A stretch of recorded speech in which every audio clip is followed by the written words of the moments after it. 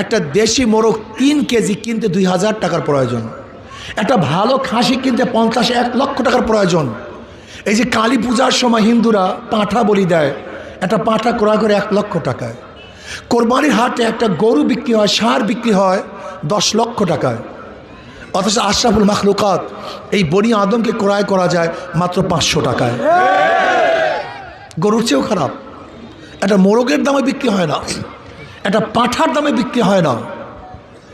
গরু ছাগল কিনা যায়, জানোয়ার কিনা যায়, আসলে মানুষ কিনা যায় না। তুমি মানুষ না, তুমি জানোয়ার হয়ে গেছো। যদি বিক্রি হও, আমি অনুরোধ করবো কমপক্ষে একটা ষাঁড়ের দামে বিক্রি হও, একটা খাসির দামে বিক্রি হও, একটা মোরগের দামে বিক্রি হবে না। এত নিকৃষ্ট হয়ে গেছো। 500 টাকা দিলে আমাদেরকে ক্রয় করা যায়। তুমি মানুষ না, তুমি জানোয়ারের চেয়েও খারাপ। ইসলামের অর্থনীতি আসছে গরিবদের জন্য।